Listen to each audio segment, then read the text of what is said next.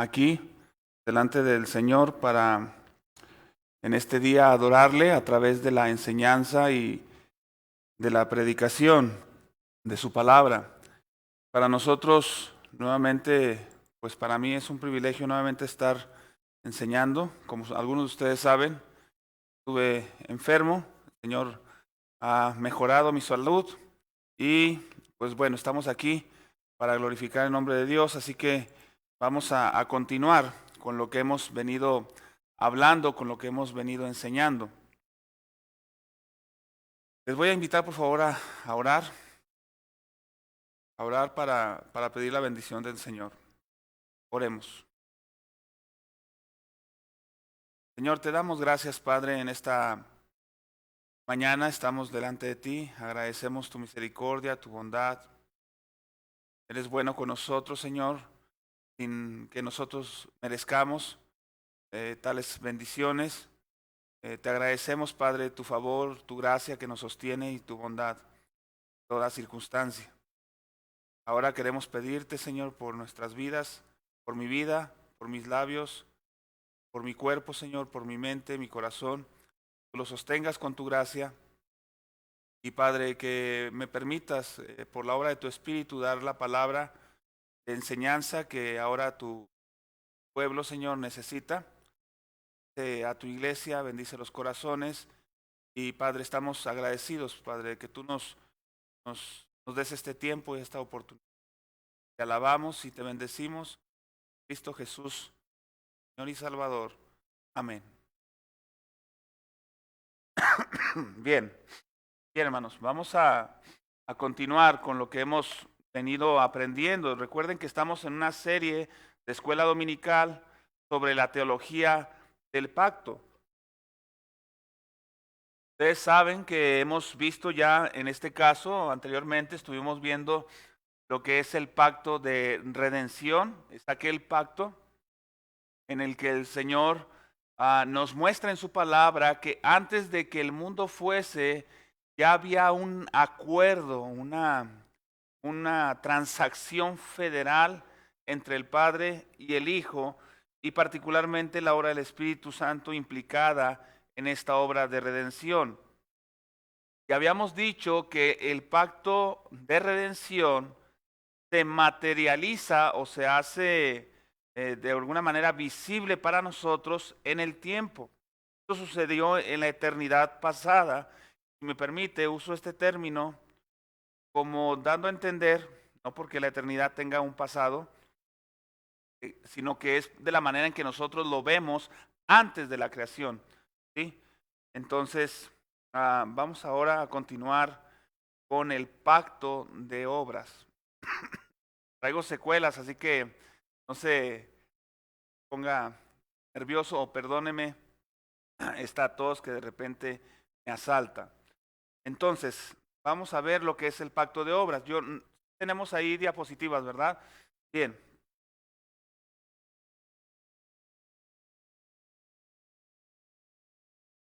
Tenemos como una introducción lo que Spurgeon, un famoso predicador bautista de hace algunos siglos, dice que así, la doctrina del pacto se encuentra en la raíz de toda verdadera teología. Se ha dicho que el que comprende bien la distinción entre el pacto de obras y el pacto de gracia es un maestro de la divinidad. Estoy convencido de que la mayoría de los errores que cometen los hombres con respecto a las doctrinas de las Escrituras están basados en errores fundamentales con respecto a los pactos de la ley y la gracia. ¿Qué quiere decir esto? Cuando nosotros nos acercamos a la Biblia y vamos a ver lo que es estar bajo la ley o bajo la gracia, o lo que como podemos decir también bajo un pacto de obras o bajo el pacto de gracia, si no entendemos correctamente en qué situación estamos, en qué condición estamos respecto a estos pactos, todo lo que vamos a interpretar o todo lo que queramos interpretar de las Escrituras nos va a causar errores por no entender estas diferencias o estos fundamentos que existen en las Escrituras. Así que vamos a ver lo que es hoy el pacto de obras.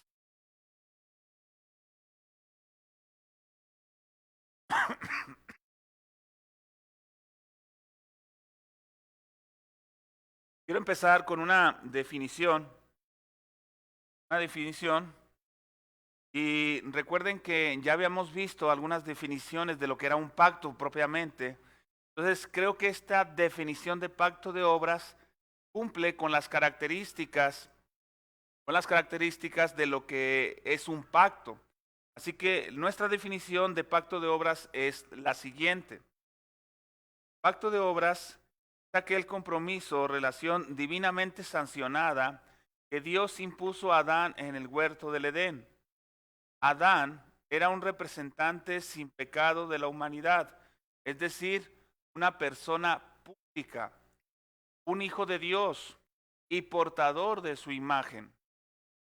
Este pacto estaba condicionado, de hecho por eso se llama pacto de obras, tenía la condición, exigía trabajo, es decir, de obediencia, la obediencia de Adán, y implicaba o tenía como implicación un castigo por la desobediencia, y todo lo que se estableció en este pacto de obras, todo ello era para mejorar el estado del hombre. Es muy importante entender qué es el pacto de obras. El pacto de obras es aquel acercamiento que Dios tuvo en un inicio con Adán. Adán tenía ciertas características que validan que es un pacto lo que se estaba realizando en ese momento y que tenía unas implicaciones ya sea de castigo por la desobediencia o de una recompensa por la obediencia. Eso es muy importante. Tenemos estos elementos, los pueden ver ahí en pantalla. Los elementos de esta definición son 5. Quienes están llevando apuntes lo pueden tomar o téngalos en su mente durante la clase. Primero, es una imposición soberana y divina. Dios no le pregunta a Adán, Adán, ¿quieres entrar en pacto conmigo? Él no está diciéndole a Adán, Adán, pues he creado estas cosas, ¿cómo ves si tú las administras? Tú te pones a trabajar para ganarte tu vida eterna. En ningún momento Dios pregunta si Adán quiere entrar en pacto. Él soberanamente tiene esta imposición. Otro elemento de la definición es la representación por medio de Adán. Es decir, él funge como una cabeza federal, un hijo de Dios sin pecado y portador de su imagen. Ustedes alcanzan a notar esta expresión que estamos dando de la definición abarca aspectos que inclusive tienen que ver con Cristo. Cristo también es un hijo de Dios, o el hijo de Dios, mejor dicho, es sin pecado y portador de su imagen. Entonces, también esta definición de pacto de obras incluye este aspecto de la representación de Adán. Vemos que hay un elemento condicional, y este elemento condicional, vamos a llamarlo así, existe la posibilidad tanto de alcanzar la recompensa como existe la posibilidad de fracasar en la obra, en las obras que se le ha encomendado.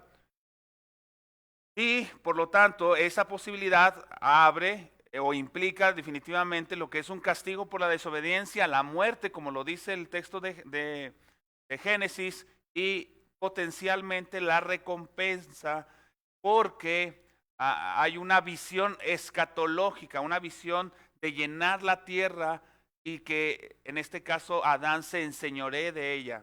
Que estos elementos de la definición nos van a ir llevando a través de toda la clase de hoy. En primer lugar, antes de pasar a estos elementos, quiero también hablar sobre una objeción declarada.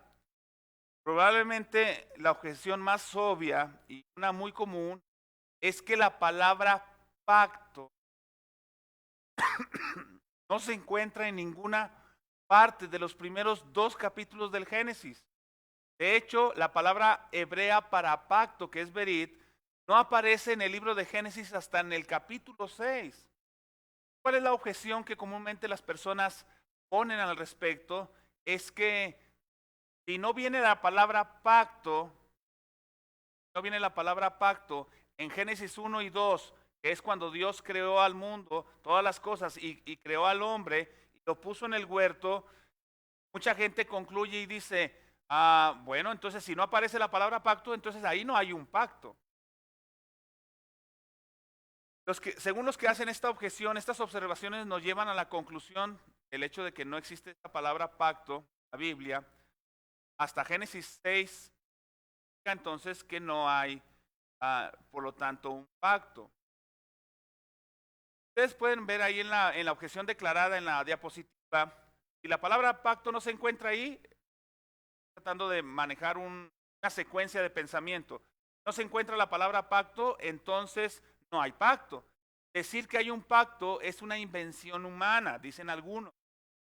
¿Cómo puede haber un pacto en Génesis si Moisés no nos dice que hay un pacto? Como ustedes saben, el escritor de Génesis pues ha sido reconocido, en este caso Moisés, como el escritor de Génesis, pero Moisés no estuvo ahí como un testigo de la creación o de lo que estaba sucediendo con Adán, sino que Dios se lo reveló muchos años después. Ahora, y la palabra pacto no nos la menciona Moisés. Esto quiere decir que entonces no existe un pacto ahí en Génesis 1. Bueno, vamos a responder esta objeción de una manera muy corta. Decimos que Génesis, particularmente en Génesis 2, hay un pacto. Decimos esto porque Dios dice que hay un pacto ahí. Moisés no lo dice, pero Dios sí dice que hay un pacto ahí. Hay gente que va a decir, bueno, hermano, ya estamos yendo demasiado lejos. Quiero que busquen rápidamente, porque no es texto, al menos que tuviéramos el tiempo para ampliar. Pero vean Oseas capítulo 6, verso 7, por favor. Oseas,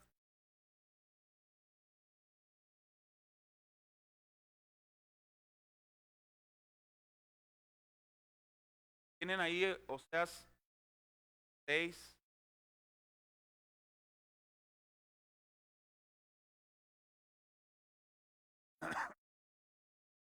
Voy a basarme un poquito en que lo tengan mal y si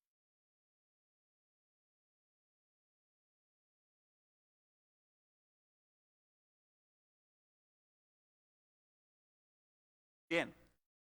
¿Tienen aquí? Sea 6:7. ¿Por qué decimos que hay un pacto? Porque Dios dice que había un pacto. ¿Cómo dice? Bueno, de forma sencilla y debería bastarnos, pero no es lo único que vamos a ver. Dice capítulo 6 de Oseas, verso 7. Mas ellos, cual Adán, como Adán, ¿sí? Traspasaron el pacto. ¿Cuál pacto traspasó Adán? Pues el pacto en el Edén. Dios nos lo está diciendo en un escrito posterior a los hechos de Génesis. Y vea la escritura misma de Moisés. Entonces, no porque Moisés no nos lo dijo, no significa que no haya un pacto ahí. Si Dios lo dice después, entonces hay un pacto. Ahora, esto para algunos dicen, estamos llevando demasiado lejos versículo, pero hermanos, aquí hay una forma de interpretar la escritura interesante y quiero poner un ejemplo. Vamos a ver el ejemplo de palabras y conceptos. Ahorita van a saber a qué me refiero. Vean conmigo el Salmo 16,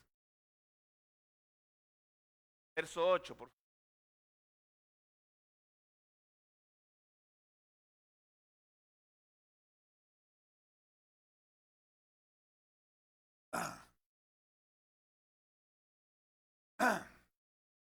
Bien, Salmo 16,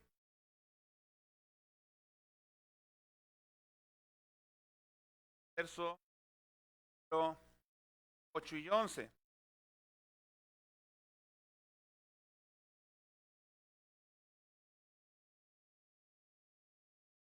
Verso número 8, 8 al 11. Jehová he puesto siempre delante de mí, porque a mi diestra no seré conmovido. Se alegró por tanto mi corazón y mi alma, carne también reposará confiadamente, porque no dejarás, atención en esto, no dejarás mi alma en el Seol, ni permitirás que tu santo vea corrupción. Me mostrarás la senda de la vida en tu presencia y gozo, delicias a tu diestra para siempre. Es importante para nosotros este texto, para nuestro ejemplo. Yo les voy a preguntar a ustedes, hermanos, ¿pueden ver que en ese versículo hable de Cristo? O sea, ¿ustedes ven la palabra Cristo? ¿Se está refiriendo a Cristo? No, ¿verdad? O sea, no lo vemos. Otra cosa, ahí se está refiriendo a la resurrección de Cristo. Pues más difícil, ¿no? Si no habla de Cristo o no lo vemos que hable de Cristo de una manera clara, pues pensamos que mucho menos está hablando de la resurrección de Cristo. Las palabras las dijo David, pero existen palabras que están manejando un concepto y están manejando tanto a Cristo en su contenido como la resurrección de Cristo. Pero usted no lo está viendo ahí, no aparece Cristo, aparece la palabra resurrección en palabras. Sin embargo, vea conmigo lo que dice Hechos. Es un escrito posterior al Salmo. Escrito posterior al Salmo, capítulo 2 de Hechos 24. Pedro, siendo un autor inspirado por el Espíritu Santo, nos explica el versículo. Él no es deshonesto en, en tomar las palabras que forman el concepto y decir que se está hablando de tal cosa. Voy a repetirlo a través de la lectura. Dice ahí el versículo número 24. Al cual Dios levantó, está hablando de Cristo, lo resucitó, sueltos los dolores de la muerte, por cuanto era imposible que fuese retenido por ella. Porque David dice de él, ojo aquí, Pedro está hablando, veía al Señor siempre delante de mí, porque está a mi diestra, no seré conmovido, por lo cual mi corazón se alegró y se gozó mi lengua, y aún mi carne descansará en esperanza, porque no dejarás mi alma en el Hades, permitirás que tu santo vea corrupción. Me hiciste conocer los caminos de la vida, me llenarás de gozo con tu presencia. Verso 29. Ahí va. Déjame además terminar aquí. Dice, varones hermanos, se os puede decir libremente del patriarca David, como Pedro está citando a David, dice que murió y fue sepultado. Esto ya implica que el texto no se trataba de David y su sepulcro está con nosotros hasta el día de hoy. Pero siendo profeta y sabiendo que con juramento Dios le había jurado que de su descendencia en cuanto a la carne levantaría al Cristo para que se sentase en su trono, viéndolo antes, habló de la resurrección de Cristo. Entonces Pedro está dando las palabras del Salmo para definir el concepto. Aún y cuando el Salmo no claridad que se está hablando de Cristo. Hay una pregunta por aquí, hermano Aaron. Ahorita usted citó Oseas 6:7. Ahí está hablando el Señor, está dando la persona, las palabras que se registran ahí es la voz de Dios hablándole al profeta. Antes dice misericordia, porque misericordia quiere no sacrificio y conocimiento de Dios, más que holocaustos. Es Dios quien está hablando con el profeta.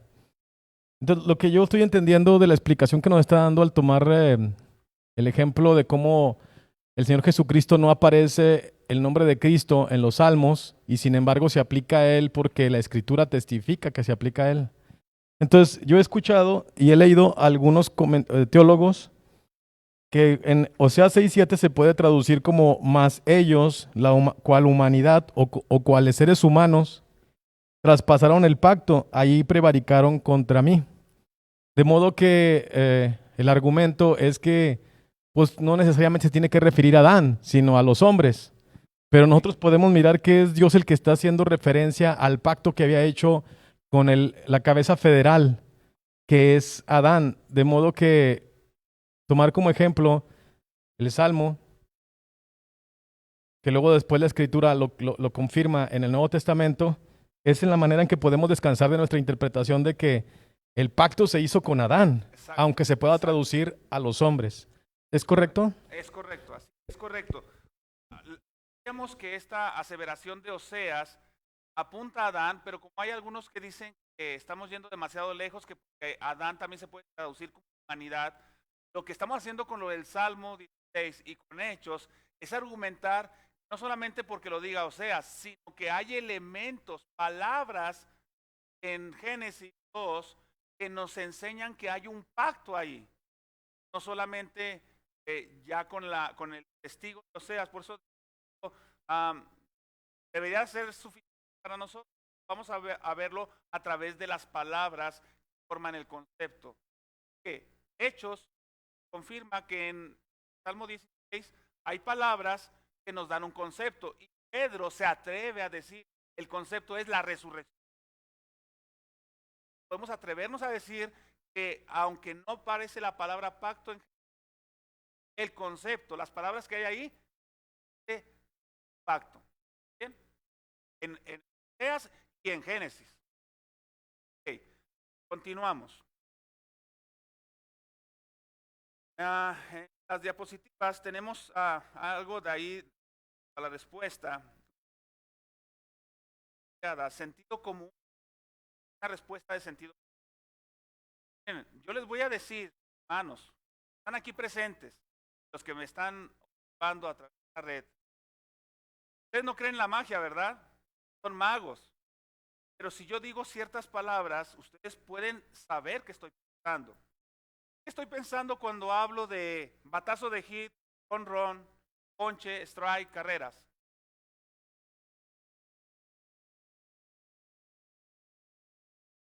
Adivinos. Bueno, si es el mismo principio que yo mencione elementos del béisbol, ustedes saben que hay un béisbol ahí, ¿está bien? Entonces es lo mismo, común. Por eso que al acercarnos a Génesis 2, vamos a tener que usar de ese sentido común, porque si no, pues pasará de noche para nosotros, ¿está bien? Bien, continuemos.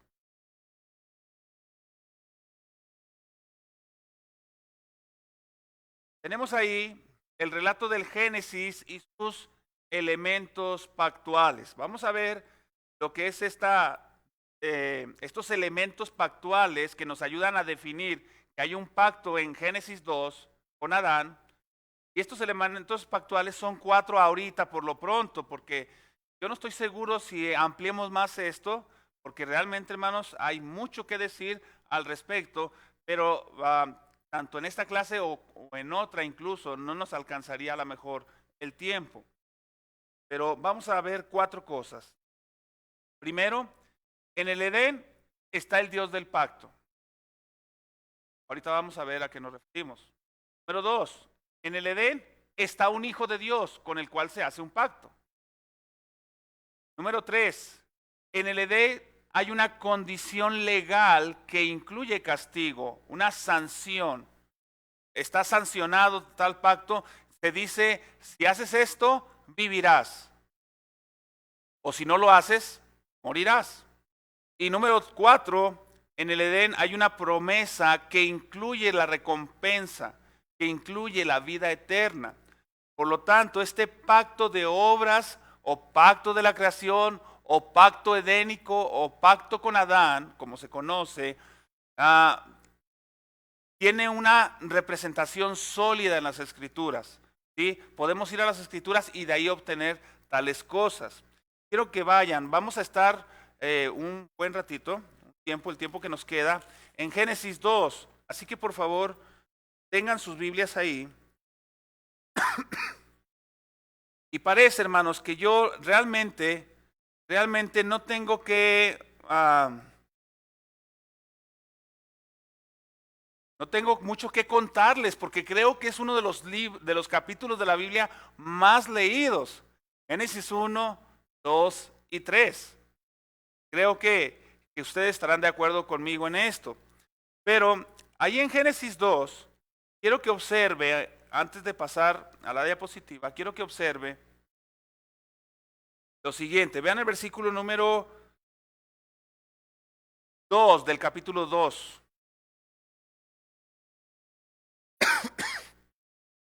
Recuerden que la creación nos ha venido siendo relatada desde Génesis 1:1 hasta el final, hasta el principio del capítulo 2. ¿Está bien?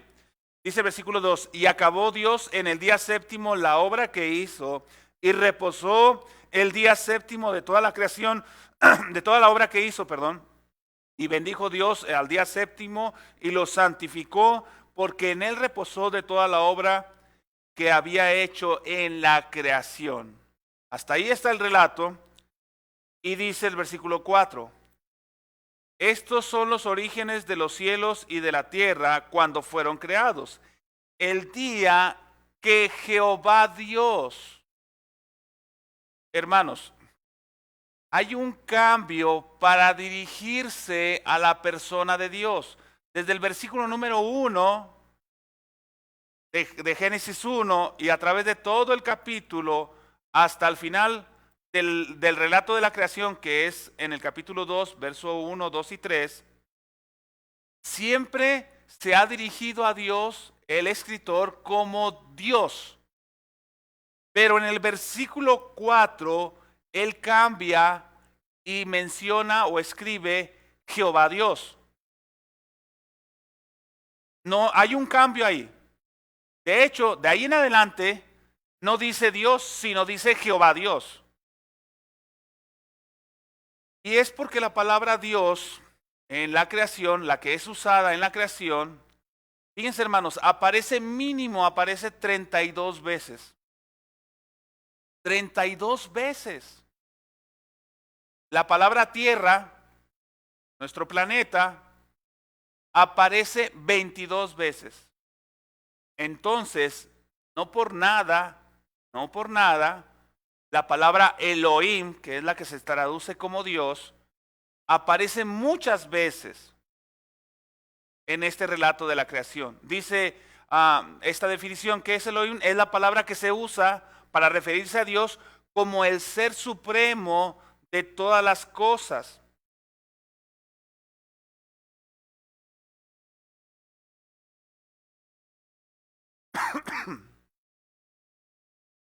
Es el ser más grande dentro de toda la esfera espiritual existente. Elohim también se usaba para describir ángeles o dioses. Pero cuando los judíos, o los hebreos, mejor dicho, usaban la palabra Elohim, lo hacían para decir nuestro Elohim de Elohims.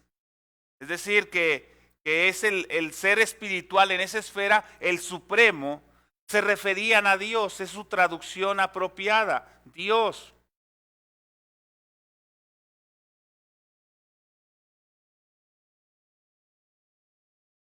Pero hay otra palabra ahí, en el versículo 4, pueden verlo en Génesis 2:4, dice Jehová Dios, es decir, Yahvé o Yahweh, Elohim. El hecho de que se usen juntos primero es para conectar el nombre de Dios en la creación o el ser de Dios de la creación con su nombre pactual, Jehová. Vean conmigo Éxodo, vayan por favor a Éxodo, capítulo número 3, verso del 13 al 15.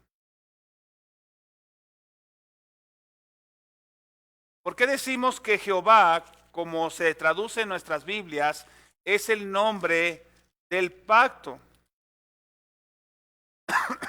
Dice versículo número 13 de Éxodo 3.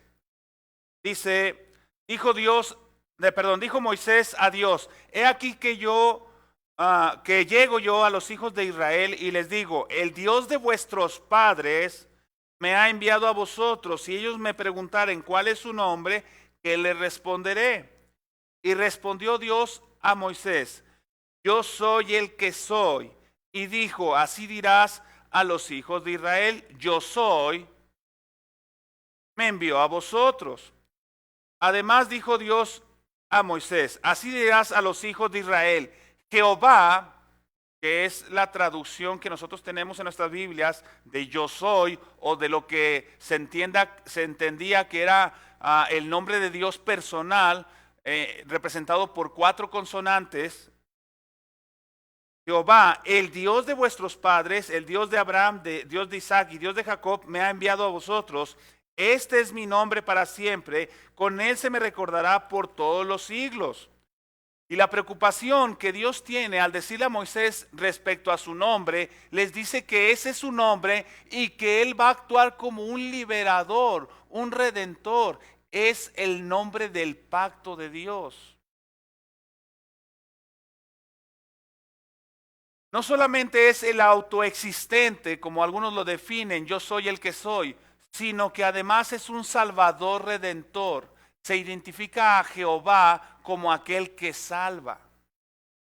Por eso decimos que este cambio en Génesis capítulo 2 tiene que ver con el Dios del pacto. El Dios del pacto se encuentra en Génesis 2. No aparece la palabra Jehová, cierta, no aparece la palabra pacto en Génesis 2, pero el Dios del pacto está ahí. Y podemos concluir que ahí hay un pacto, porque Dios está mostrando a sí mismo como Jehová Dios. Jehová Dios es una de las formas más comunes para referirse a Dios en los pactos. Por ejemplo, Jehová Dios de nuestros padres, segunda de Crónicas, capítulo 20, verso 6, y Esdras 7, del 26 al 27. Jehová Dios de Israel, como fue conocido en el pacto que Dios hizo en el Sinaí con Israel. Jehová Dios de los ejércitos, como el Dios que hizo pacto con David. Vean Génesis capítulo 15, por favor. Génesis capítulo 15.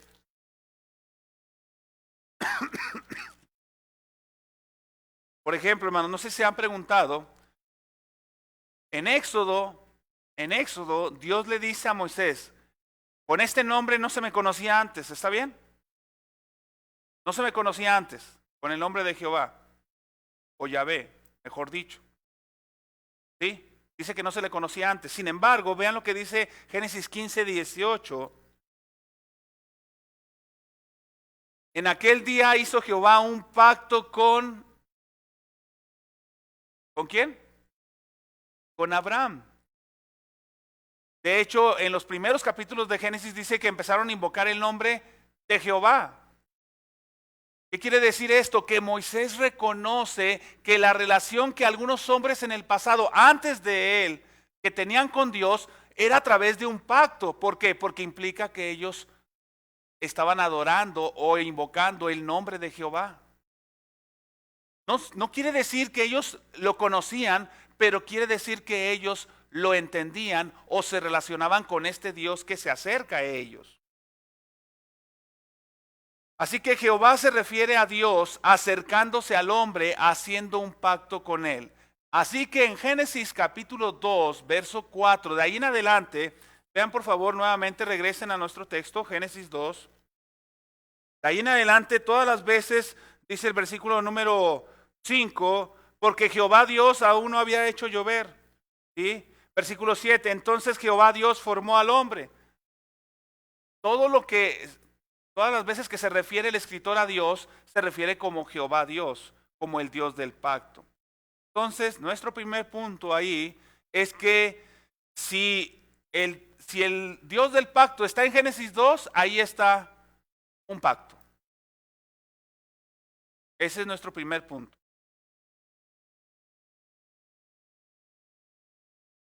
Así que Jehová Dios o Yahweh Elohim indica entonces pues la forma común para referirse a Dios del pacto. Número 2, en el Edén está un hijo de Dios. Alguien dirá, en donde hay un pacto, ¿está un hijo de Dios? ¿Eso lo podemos realmente probar por las Escrituras? Y aparte de eso, ¿podemos decir que Adán era hijo de Dios? ¿Cómo podemos decir eso? Porque alguien va a decir, bueno, somos hijos de Dios por creación. pero era un hijo de Dios espiritual en donde mantenía una relación con Él.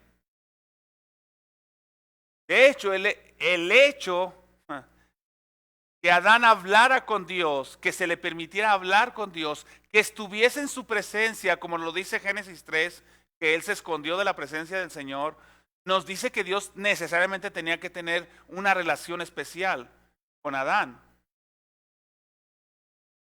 Vean conmigo el Salmo número 2, por favor. Salmo 2, versos 6 y 7.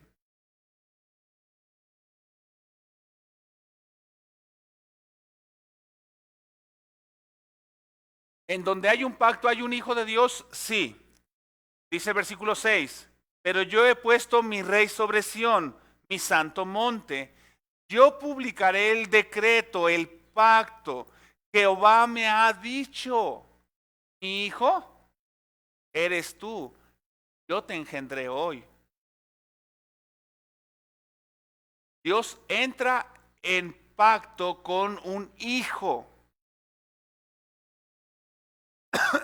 Ahora, este hijo funciona como una cabeza federal, como un representante de muchos otros hijos que son como adoptados. Esto nos lo dice Romanos 8:29. Vean por favor Romanos 8:29. Dice el versículo, porque a los que antes conoció también los predestinó para que fuesen hechos conformes. Fíjense, habla de predestinación. ¿Qué decíamos del pacto de redención? En el pacto de redención, en la eternidad hay un decreto, hay un plan, hay un pacto.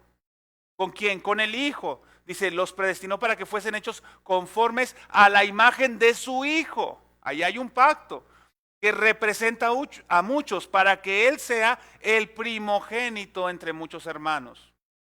Para que Él sea el representante, el heredero. Vean por favor Juan capítulo 19 también, Juan 19 versos 7 al 8. Para los judíos, el hecho de que los judíos tengan en alta estima el título Hijo de Dios nos dice que era algo muy serio, algo muy, muy importante. Es decir, Dios entró en pacto con un hijo de Dios. Los judíos le respondieron. Esto es cuando, si mal no recuerdo, cuando están delante de Pilato, ¿no? Pero dice, nosotros tenemos una ley y según nuestra ley debe morir. ¿Sí? Había una blasfemia según ellos, porque se hizo a sí mismo hijo de Dios. Cuando Pilato oyó decir esto, tuvo más miedo. Porque la gente entendía que el concepto hijo de Dios, es decir, es alguien a quien Dios ha escogido para que sea su hijo, para que represente a muchos. ¿Sí? Ahora, hermano, pero ¿dónde dice que Adán era un hijo de Dios? ¿Lo dice en Génesis capítulo 2? ¿Ustedes pueden ver en Génesis 2 que ahí dice que Adán era un hijo de Dios? No, en ningún lado de Génesis 2 dice que Adán era hijo. Bueno, vamos a probarlo, ¿está bien? ¿Cómo probamos que Adán era hijo de Dios? Con las escrituras, ¿no? No necesitamos ir a Génesis 2 para saber que Adán era hijo de Dios. Hay otras escrituras que mencionan que Adán es un hijo de Dios. Vean Lucas capítulo 3, verso 22 al 23. Ustedes saben que aquí en la genealogía de Cristo, a diferencia de Mateo, Mateo toma el linaje de José y Lucas se entiende que toma el linaje de María. No voy a explicar esto de una manera profunda para que algunos digan, no hermano, ¿y cómo llegamos a esa conclusión? Si yo no veo que diga que al ser hijo de María ahí está la descendencia de María. No. Vean el versículo 22. Y descendió el Espíritu Santo sobre él en forma corporal. Estamos hablando todavía una parte del bautismo, ¿sí? Como paloma. Y vino una voz del cielo que decía, tú eres mi hijo amado. Observe el concepto, ¿sí? Tú eres mi hijo amado. En ti tengo complacencia. Verso 23. Jesús mismo, al comenzar su ministerio, recuerden que para nosotros ese título a veces nos interrumpe, pero la idea continúa, ¿está bien?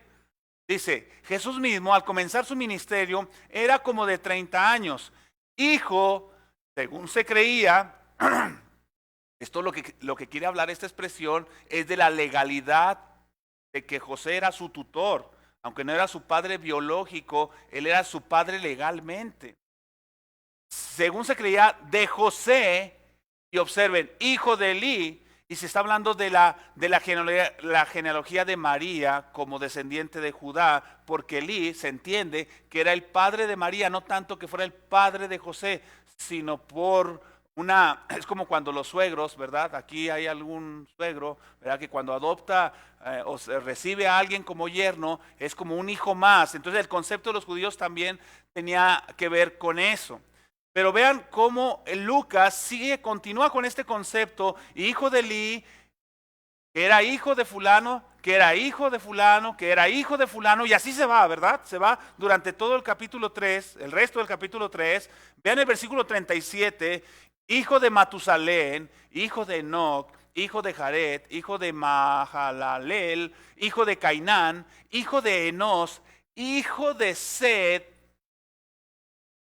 Sed, hermanos, era un hermano de Caín y Abel. Ya estamos llegando al principio de los seres humanos, ¿está bien? Y vean lo que dice ahí, hijo de Adán, hijo de Dios. ¿Por qué decimos que Adán era un hijo de Dios? Porque Lucas dice que Adán era un hijo de Dios. Y si donde hay un hijo de Dios, ahí hay un pacto. Vean, sigue diciendo la escritura, no termina ahí, aunque nos interrumpe el capítulo 4, pero vean que dice ahí, Jesús, hijo de Adán, hijo de Dios, Jesús, lleno del Espíritu Santo, volvió al Jordán, fue llevado por el Espíritu al desierto por 40 días y era tentado por el diablo, como fue tentado Adán, y no comió nada en aquellos días pasados, los cuales tuvo hambre. Entonces el diablo le dijo, si eres hijo de Dios. ¿Se fijan que el concepto está claro en Lucas? Él quiere probar que hay que Cristo es el Hijo de Dios, pero también nos dice que Adán era el Hijo de Dios. Bien. Dice el pastor Richard Barcelos, dice, la palabra hijo aparece por primera vez en Génesis 4:17, con referencia al hijo de Enoc. Si Dios nos dice que Adán era hijo de Dios, no importa dónde nos lo diga. No importa si no viene en Génesis 2. El caso está resuelto. Incluso si nos lo cuenta hasta Lucas 3. Además, Adán no se convirtió en hijo de Dios cuando Lucas escribió su evangelio. Fue constituido como tal mucho antes. Por lo tanto, el concepto de Adán como hijo de Dios está implícito en el relato de Génesis, a pesar de que la palabra hijo no se encuentra ahí. ¿Cómo sabemos esto? Dios nos lo dice en la revelación escrita posterior, la única interpretación infalible de la Santa Escritura que poseemos. Entonces, hermanos, ahorita, ok, ya llevamos que en el Edén está el Dios del pacto, que en el Edén está el Hijo de Dios. Por lo tanto, tenemos derecho a pensar que allí hay un pacto. ¿Alguien me quiere ayudar con el tiempo? ¿Cómo vamos?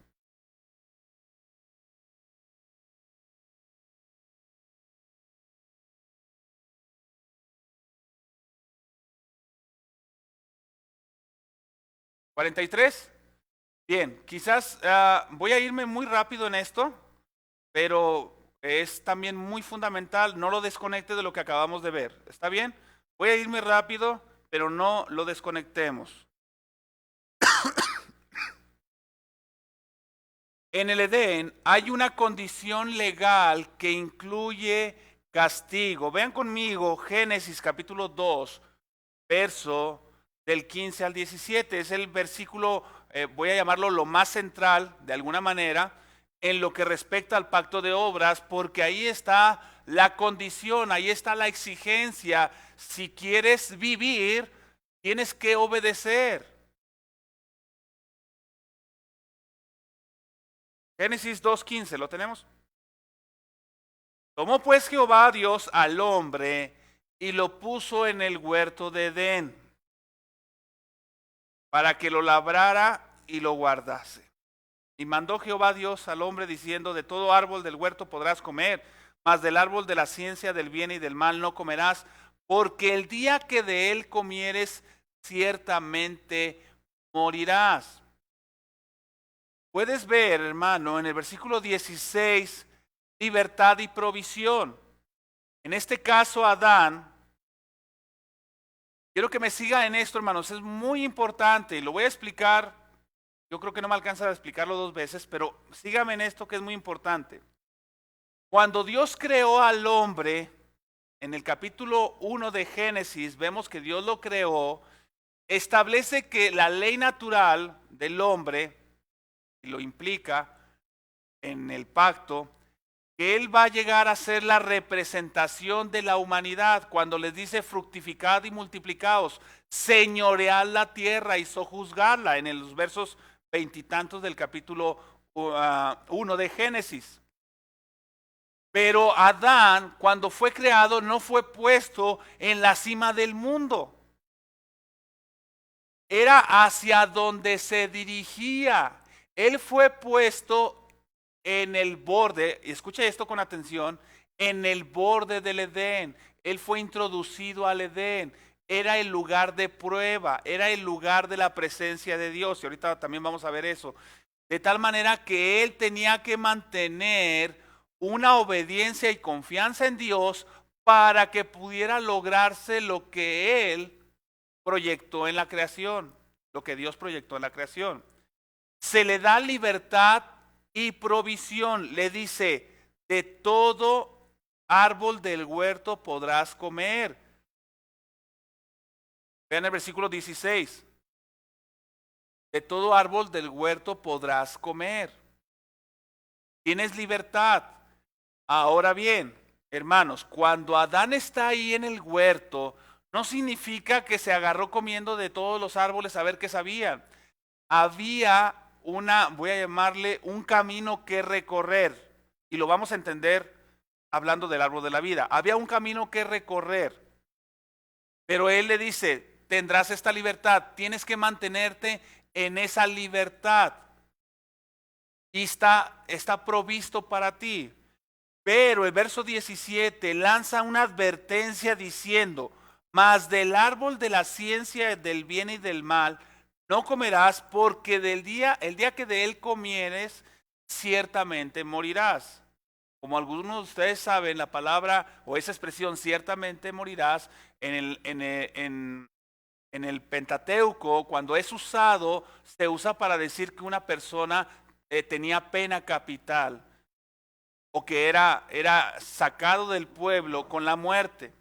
Entonces, Adán es amenazado si se atreve a desobedecer. Dios le dice, si quieres llegar a donde yo he provisto, mantente confiando en mi palabra. ¿Lo podemos ver? Estoy parafraseando, pero a eso es lo que sucede en Génesis capítulo 2.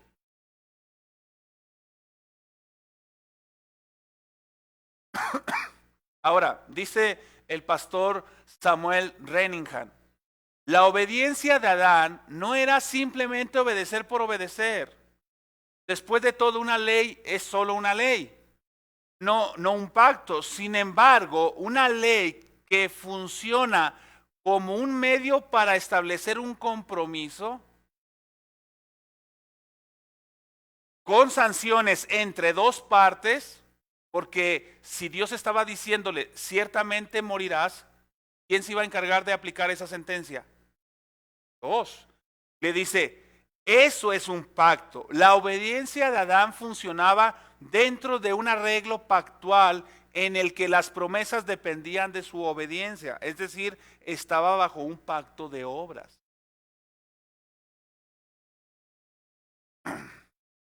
Y para terminar, vean lo que dice, en la diapositiva están 3 textos que voy a tratar de explicar rápidamente. Dice, en el Edén hay una promesa que incluye recompensa. Hermanos, cuando Dios creó a Adán y lo creó sin pecado, no significa que lo creó totalmente justo o positivamente justo en el sentido de lograr una obediencia perfecta, sino que lo creó justo sin pecado para que creciera y desarrollara la justicia. ¿Está bien? Cuando esa justicia hubiese sido desarrollada, hubiese crecido, él tendría derecho a la vida eterna. ¿Lo dice en Génesis 2? ¿Lo vemos en Génesis 2? Pues no lo vemos escrito, pero lo vemos por sus elementos. Hay una promesa de vida eterna. ¿Dónde está esa? Bueno, de hecho, les hice trampa, ¿verdad? Porque no solamente es en Génesis 2, también en Génesis 3, hay que analizar eso. Vean lo que dice ahí Génesis 2, 9 al 10. Está la presentación del árbol de la vida y su prominencia. Vean cómo dice el versículo, hermanos. Capítulo 2 de Génesis, verso 9. Y Jehová Dios, perdón, vamos a ver el versículo 8 también. Ya estoy terminando. Sean pacientes conmigo, por favor. Verso 8. Y Jehová Dios plantó un huerto en Edén, al oriente, y puso allí al hombre que había formado. ¿Está bien? Dios le pone un templo a Adán, en donde Dios iba a estar, su presencia iba a estar en ese templo. Y Adán es el sacerdote. No tenemos tiempo para ver esto, pero Adán es el sacerdote de ese templo. Él lo va a cuidar. Versículo número 9. Jehová Dios hizo nacer de la tierra todo árbol delicioso a la vista, de los cuales Adán iba a comer de todos. ¿Está bien? Pero vean cómo dice o cómo se refiere. Dice, y bueno para comer, también el árbol de la vida en medio del huerto. Hermanos, esas palabras no están puestas por accidentes.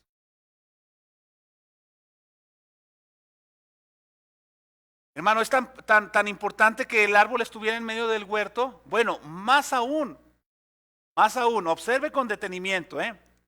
Está puesto el árbol como una meta. Hermano, ¿de dónde concluimos eso? Ve al versículo número 10. Bueno, perdón, sigue diciendo, el árbol de la vida en medio del huerto y el árbol de la ciencia del bien y del mal. Estos dos árboles son señales delante de los ojos de Adán. La vida eterna y el juicio si hay desobediencia. ¿Está bien? Porque eso nos lo dice en el verso 17. Pero ahí están estas dos señales. El árbol en medio del huerto, el árbol de la vida y el árbol de la ciencia del bien y del mal. Pero el versículo número 10. Y salía de Edén un río para regar el huerto. Y de ahí se repartía en 4 brazos. Hermano, ¿y eso qué dice? Bueno, el huerto, hermanos, estaba en un lugar alto. Una fuente de la cual brotaba agua, de la cual se repartían 4 ríos. Entonces el árbol es prominente porque está puesto en lo más alto del huerto. No estoy diciendo que estuviese a kilómetros, sino está en la parte más elevada del huerto. Ahí tiene que llegar Adán a poder disfrutar del árbol de la vida. Y hay un camino que recorrer a través de su dependencia de Dios. ¿Sí lo vemos? Ahora, vean el versículo número 16 y 17. Dice, hermano, ¿qué tiene que ver el árbol de la vida con esto? Vean que la palabra contraria para describir el árbol de la vida es la que está implicada en el verso 17. Ciertamente morirás. Aquí está el árbol de la vida, pero si no obedeces, morirás. Vida, muerte. Obediencia, vida. Desobediencia, muerte. Entonces, en Edén hay una promesa, pero esa promesa es dada a través de un, si me permiten usar la palabra sacramento, una señal en el pacto, que es el árbol, ahí, en el centro. Adán se dirigía hacia ese lugar, a poder disfrutar del árbol. ¿Y dónde nos lo comprueba? En Génesis 3, verso 22. Vean lo que dice ahí, por favor, Génesis 3, 22.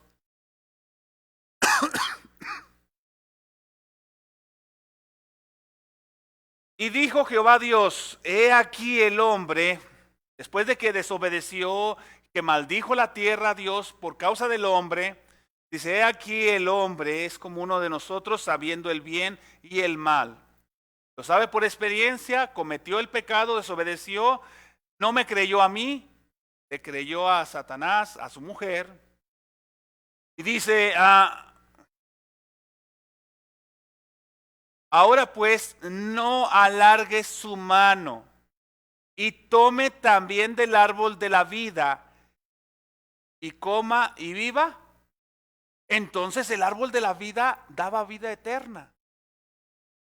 Eso implicaba que Adán había mantenido su obediencia y ganara la vida eterna teniendo derecho del árbol.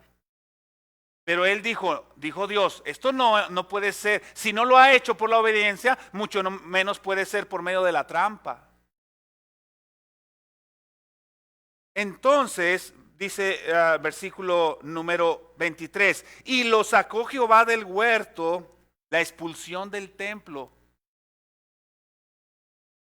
Y lo sacó Jehová del huerto de Edén para que labrase la tierra de la cual fue tomado. Echó pues fuera al hombre y puso al oriente del huerto del Edén querubines y una espada encendida que se revolvía por todos lados para guardar ¿qué? El camino del árbol de la vida. Porque ese camino estaba y estuvo, mejor dicho, reservado para Cristo. Así que hay una promesa que incluye una recompensa. Esa recompensa era la vida eterna a través de llegar y tener derecho al árbol de la vida. Eso representaba que Adán había cumplido perfectamente en dependencia y obediencia a Dios y por lo tanto ganaba la vida eterna. Bien, hermanos, fuimos bastante rápido y hay muchas cosas que se pueden decir al respecto, pero en Adán, ahí en Génesis 2, ahí hay un pacto. ¿Por qué? Porque Dios se relaciona con su nombre, Jehová Dios. ¿Por qué? Porque ahí está un hijo, un representante, Adán. ¿Por qué? Porque hay un castigo por la desobediencia, por eso es un pacto de obras.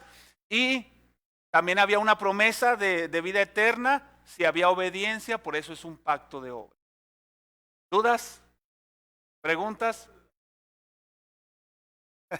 Es cierto, nos podemos pasar mucho tiempo en esto. Pero hermanos, la verdad, como lo decíamos hace un momento, el sentido común nos dice, hay más cosas. No nos alcanza el tiempo, pero ahorita mencionaba que Edén era como un templo, que Adán está funcionando como rey, como sacerdote y profeta. ¿No le suena a eso? ¿Eso le da idea de algo? Lo mismo que Cristo. Pero bueno, no nos alcanza el tiempo. Y si alguien en el grupo tiene preguntas o en la red, pues adelante. Es muy importante decir, hermanos, como lo decía acerca de las palabras, en donde hay palabras que nos están reflejando un concepto, no debemos tener miedo de decir que ahí se encuentra tal cosa. Si yo digo béisbol, si digo jonrón, batazo, hit, carrera, strike, ponche, ustedes saben que estoy hablando de béisbol.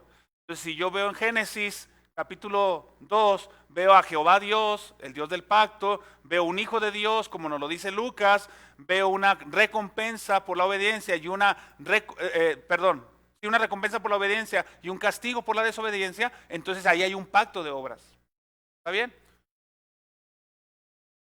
Sí, hermano, dímela, adelante. Dice, pregunta Noemí Morales. Hermano, para ver si entendí bien, entonces no depende de que venga literalmente la palabra pacto para que haya uno, sino que Jehová Dios sea mencionado en él. Sí, exacto. No depende de la palabra pacto, sino de los elementos. En este caso, Jehová Dios es uno de los elementos y es muy repetitivo en Génesis capítulo 2. Y sí, efectivamente, ahí hay un pacto, no no que no lo necesitemos en el sentido de que no nos importa, sino que para nosotros probar que hay un pacto, con que vengan los elementos de pacto, entonces ahí hay un pacto.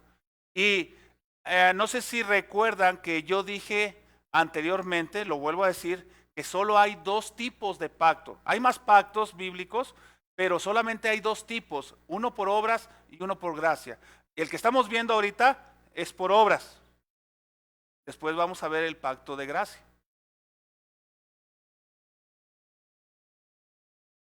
Espero haber respondido a la hermana que sí, efectivamente no necesitamos la palabra pacto para probar que Dios hace un pacto en Génesis 2. Adelante, hermano. Hermano, hay otra pregunta. Pregunta un hermano. Entonces, cuando digo Cristo, ¿Cristo cumple la ley de Dios? ¿La ley de Dios, pacto, hizo posible que la humanidad alcanzara la vida eterna? Es correcto. De hecho, vamos a ver cómo Cristo cumple el pacto de Adán, que él no cumplió. No solamente lo cumple en dos aspectos, sufriendo el castigo apropiado, de acuerdo a la justicia divina, y aparte, logrando la obediencia perfecta que nos hace merecedores de la vida eterna. No porque lo merezcamos nosotros, sino porque nosotros somos descendientes o somos representados por Cristo. Somos descendientes de Abraham, somos representados por Cristo en este pacto de gracia. De hecho, también es importante decir que en el pacto de obras no se proveyó ningún método de misericordia por haber desobedecido. No hay una provisión de perdón. Ahí lo que se requiere es justicia porque él fue creado sin pecado, en el caso de Adán. Entonces era importante que él mantuviera esa justicia para nosotros lograr, como hijos de Adán, la recompensa. No sucede así con Adán, cae, la humanidad cae también juntamente con él y Cristo es el Salvador de la humanidad, puede ser el Salvador de la humanidad. ¿Por qué? Porque él actúa como una cabeza federal.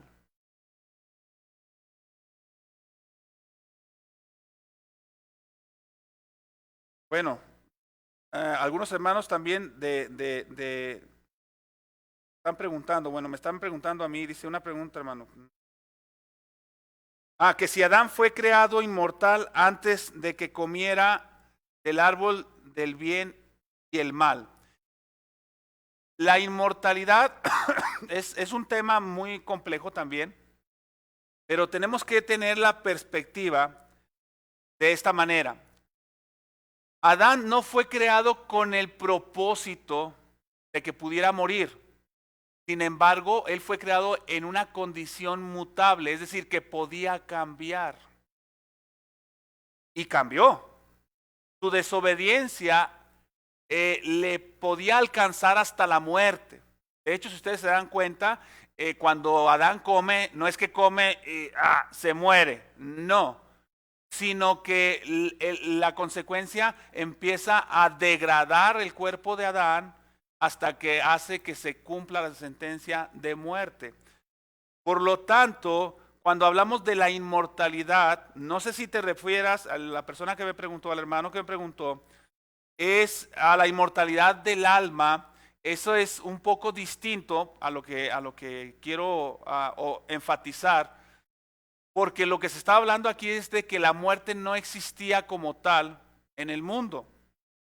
En el pacto de obras, ¿sí? Cuando Dios hace pacto con Adán, de tal manera que él tenía una vida, voy a llamarlo así, en ceros, en donde él iba a comenzar una vida de justicia, desarrollar y tomar del árbol de la vida en representación de que él ya había alcanzado la perfección moral o justicia, dependiendo de lo que Dios había dicho. Y eso le iba a generar la vida eterna en cuerpo y en alma. ¿Sí? Entonces era inmortal en el sentido del alma, pero estaba sujeto a cambiar su condición corporal. Espero haberme explicado. Me lo preguntó un hermano en el WhatsApp personal. Entonces, bien. ¿Hay otra pregunta? No, ¿verdad? Pues bien, hemos tenido un buen tiempo. Si quieren seguir preguntando, también pueden hacerme llegar un mensaje. Y la verdad, hermanos, esto es fundamental, como lo decía el pastor Spurgeon, entender con precisión qué es estar bajo un pacto de obras y bajo un pacto de gracia, nos ayuda para poder entender toda la Escritura. ¿Sí? Bien, hacemos una oración, quedamos así despedidos. Señor, te alabamos y te bendecimos, Padre, te damos honra y gloria, agradecemos tu misericordia, tu bondad, y Padre, que has sido bueno con nosotros, nos has dado de tu Espíritu. Te agradezco, Señor, por la paciencia de mis hermanos para conmigo, y Padre, yo te pido por mi salud, te pido, Padre, para que podamos buscar que en cualquier circunstancia tu nombre sea glorificado. Te alabamos, te damos gracias por tus maravillosas palabras y verdades que nos muestras, que nos has mostrado el día de hoy. Te alabamos y te bendecimos en Cristo Jesús. Amén. Bien, hermanos, en un momento más regresamos con la enseñanza de la predicación con nuestro hermano Adrián. Se conectan en un momento más. Dios les bendiga.